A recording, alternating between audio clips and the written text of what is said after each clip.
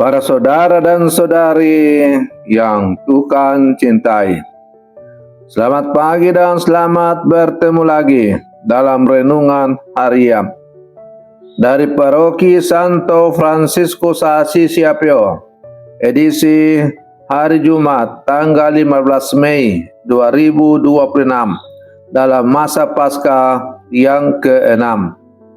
Mengawali hari yang baru ini, kita hendak mendengar dan merenungkan sabda Tuhan. Marilah sebelum kita mendengar dan merenungkan sabda Tuhan, kita berdoa. Dalam nama Bapa dan Putra dan Roh Kudus. Amin. Allah Bapa yang penuh kasih, kami bersyukur atas hari baru yang Engkau anugerahkan kepada kami. Di tengah segala suka dan duka kehidupan, kami datang untuk mendengarkan sabda-Mu. Bukalah hati kami, agar kami mampu menerima terang-Mu. Kuatkanlah iman kami ketika kami menghadapi penderitaan, dan teguhkanlah harapan kami bahwa bersama-Mu duka cita akan diubah menjadi sukacita. Bersabdalah ya Tuhan, kami siap mendengarkan. Terpujilah Engkau Bapa, Putra dan Roh Kudus, kini dan sepanjang segala masa. Amin. Dalam nama Bapa dan Putra dan Roh Kudus. Amin. Para saudara dan saudari yang Tuhan cintai, sabda Tuhan yang hendak kita dengar dan kita renungkan untuk mengawali hari yang baru ini diambil dari Injil Yohanes pasal 16 ayat 20 sampai 23a. Tuhan bersamamu. Inilah Injil suci menurut Yohanes. Dalam amanat perpisahannya, Yesus berkata kepada murid-muridnya, "Aku berkata kepadamu, sesungguhnya kamu akan menangis dan meratap, tetapi dunia akan bergembira. Kamu akan berduka cita, tetapi duka citamu akan berubah menjadi sukacita."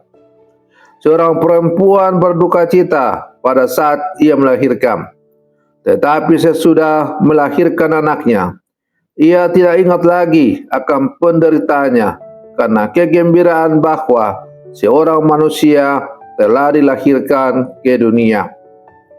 Demikian juga kamu sekarang diliputi duka cita, tetapi aku akan melihat kamu lagi, dan hatimu akan bergembira, dan tidak ada seorang pun yang dapat merampas kegembiraanmu itu daripadamu.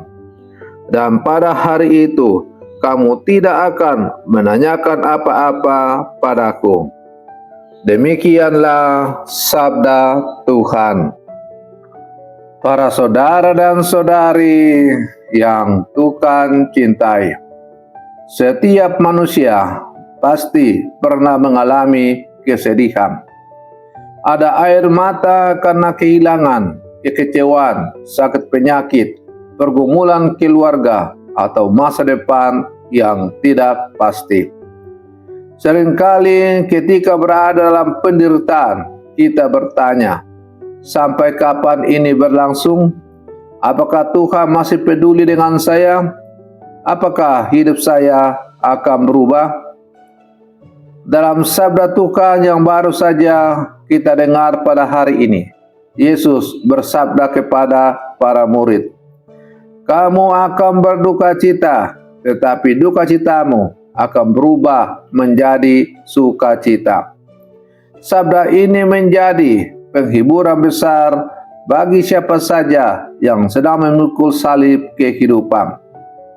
Yesus menyampaikan sabda ini menjelang sengsara dan wafatnya. Para murid akan mengalami kehilangan, ketakutan, dan kebingungan ketika guru mereka ditangkap dan disalibkan. Namun Yesus sudah melihat lebih jauh. Penderitaan itu bukan akhir. Sesudah salib ada kebangkitan. sesudah malam ada fajar, sesudah air mata ada sukacita. Untuk menjelaskan ini, Yesus memakai gambaran seorang ibu yang melahirkan. Saat melahirkan, ada rasa sakit yang hebat. Tetapi setelah anak lahir, penderitaan itu berubah menjadi sukacita. Begitu pula hidup kita. Ada penderitaan yang terasa menyakitkan sekarang. Tetapi jika dijalani bersama Tuhan, dapat melahirkan kedewasaan, kekuatan, dan berkat baru. Seringkali kita ingin hidup tanpa salib, namun Yesus menunjukkan bahwa justru melalui salib kemuliaan datang. Hari ini mungkin ada orang yang lebih lelah karena masalah keluarga, cemas karena ekonomi, sedih karena sakit, kecewa karena doa belum terkabul, terluka karena penolakan. Sabda Tuhan hari ini bersabda, "Dukacitamu akan berubah menjadi sukacita." Artinya, Tuhan mampu mengubah luka menjadi rahmat, tangisan menjadi pengharapan, dan kegagalan menjadi jalan baru. Yesus juga menambahkan bahwa sukacita itu tidak akan ada yang bisa merampas dari siapapun. Sukacita dari Tuhan berbeda dari kegembiraan duniawi. Sukacita dari Tuhan tetap bertahan bahkan di tengah badai.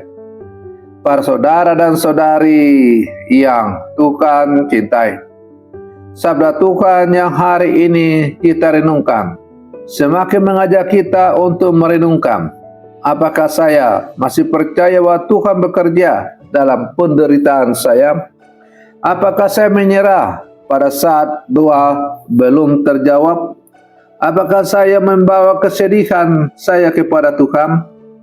Langkah konkret yang bisa kita lakukan adalah jangan putus asa dalam masa sulit, bawa air mata ke dalam doa, belajar sabar, menantikan waktu Tuhan, dan menjadi penghibur bagi sesama.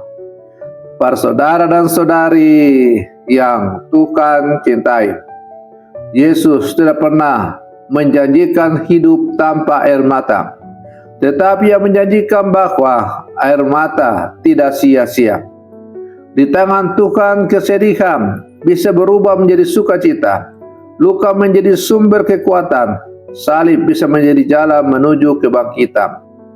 Maka bila hari ini hati kita sedang berat, jangan menyerah. Peganglah sabda Yesus, dukacitamu akan berubah menjadi sukacita. Percayalah, Tuhan sedang menyiapkan fajar balik malam kita untuk menuju hari esok yang lebih baik. Para saudara dan saudari yang Tuhan cintai, mari kita akhiri renungan pagi kita dengan berdoa. Dalam nama Bapa dan Putra dan Roh Kudus. Amin. Tuhan Yesus Kristus, kami bersyukur atas sabda-Mu yang menghibur hati kami hari ini. Engkau mengetahui setiap air mata, setiap luka, setiap beban yang kami simpan dalam diam. Kuatkanlah kami saat menghadapi penderitaan. Ajarlah kami percaya bahwa bersama-Mu dukacita tidak akan menjadi akhir. Ubahlah kesedihan kami menjadi sukacita, ketakutan kami menjadi keberanian, dan keputusasaan kami menjadi harapan baru. Jadikanlah kami juga penghibur bagi sesama yang sedang terluka dan letih. Sebab Engkaulah Tuhan dan sumber pengharapan kami, kini dan sepanjang segala masa. Amin. Dalam nama Bapa dan Putra dan Roh Kudus. Amin. Para saudara dan saudariku yang terkasih, selamat pagi. Tuhan memberkati kita semua.